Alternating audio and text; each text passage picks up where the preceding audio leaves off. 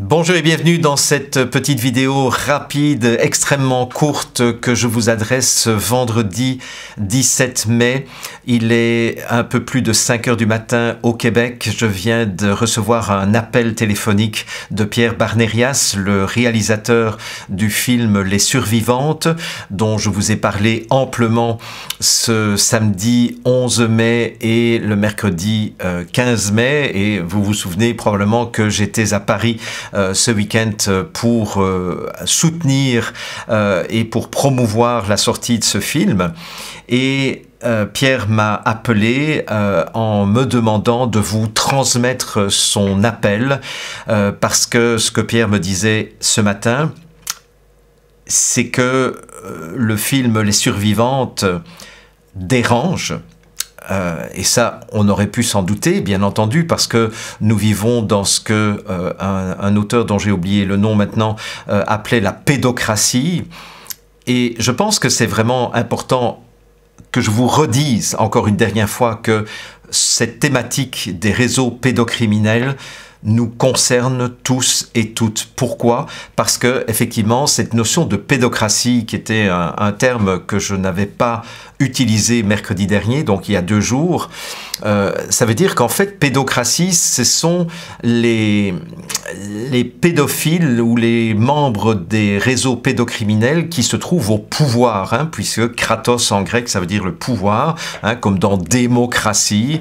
Eh bien, nous ne sommes pas dans une démocratie, c'est-à-dire où le pouvoir serait laissé au peuple, et ça fait très longtemps qu'on le sait, mais on est plutôt dans une pédocratie, c'est-à-dire où le pouvoir est laissé à ceux qui sont impliqués dans les réseaux pédocriminels, que ce soit en tant qu'organisateurs de ces réseaux, que ce soit en tant que participants de ces réseaux, ou que ce soit en tant que victimes de ces réseaux, victimes qui ont été programmées dès leur plus jeune âge pour occuper des postes de pouvoir dans le domaine politique, dans le domaine juridique, dans le domaine médiatique ou dans le domaine du show business. Et tous ces gens qui ont été programmés dès leur plus tendre enfance à travers des rituels sataniques se retrouvent en grande majorité à la tête des systèmes que je viens de citer.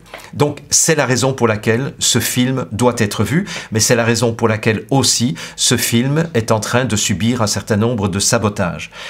Un sabotage au niveau de l'invisibilisation, puisque les affiches du film de Pierre dans les cinémas où il passe ne sont pas nécessairement affichées, entre autres dans les kinépolis, il y a plusieurs kinépolis où il n'y a pas d'affiche du film, alors que ce film est bien programmé.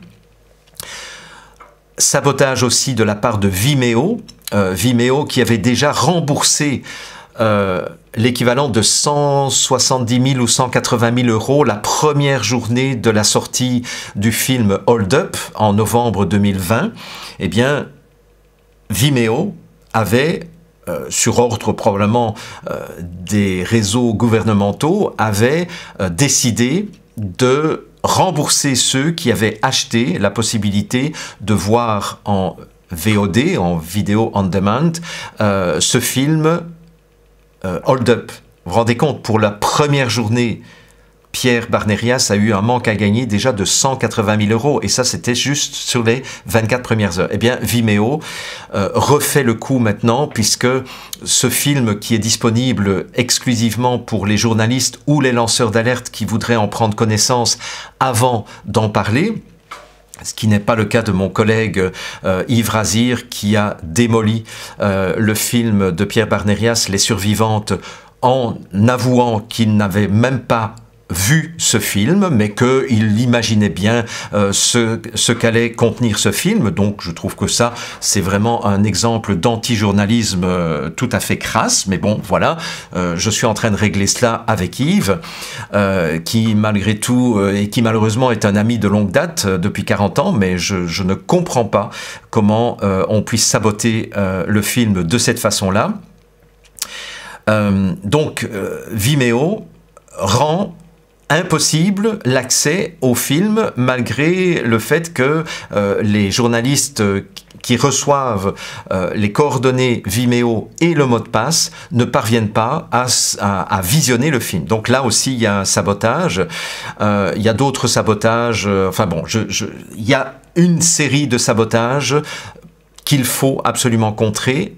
Et l'appel de Pierre Barnerias, c'est que il vous demande de vous rendre nombreux dans les salles essentiellement du Kinépolis, parce qu'en réalité, stratégiquement, si vous êtes au minimum 100, 150 dans chaque Kinépolis de France, et il y en a 12 dont je vous laisse la liste à l'écran, eh bien, si vous êtes 100 ou 150 ce dimanche en fin de journée, alors en fonction des Kinépolis, l'heure varie entre 18h et 20h, mais là, je vous invite à retourner sur le site officiel du film, lessurvivantes-lefilm.com, et vous verrez que il y a un certain nombre il y a une carte interactive, comme je vous l'avais déjà dit mercredi, sur lesquelles vous allez pouvoir prendre connaissance des séances et des heures des séances. Voilà. Donc, si vous voulez soutenir l'œuvre de Pierre Barnerias, je vous demande de programmer votre visite au Kinépolis, aux 12 Kinépolis de France, pour ce dimanche, en fin de journée, pour que nous ayons la possibilité de voir ce film programmé au moins déjà pendant la 2e semaine. Et à ce moment-là, on aura l'occasion de faire grandir petit à petit le bouche à oreille. Et je répète encore une dernière fois, ce film ne présente aucune image d'horreur. Ce film ne présente aucun effet spécial horrible.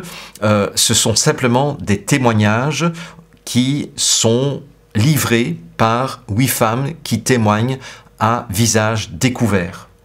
Mais c'est important que vous ayez connaissance et que vous ayez un contact direct avec ces femmes, d'abord pour protéger ces femmes, parce que plus ces femmes seront connues, plus elles seront protégées au niveau de leur vie, tout simplement, mais aussi plus nous serons nombreux à pointer du doigt cette pédocratie qui doit absolument se terminer, parce que si cette pédocratie ne termine pas, eh bien nous continuerons à nous voir subir et nous voir imposer des urgences tout à fait inventées, out of nowhere, à partir de nulle part, des urgences sanitaires, des urgences climatiques, des urgences financières, des urgences alimentaires, parce que tous ces gens sont tellement tenus par les couilles qu'ils ne pourront pas faire autrement que d'obéir à leur maître.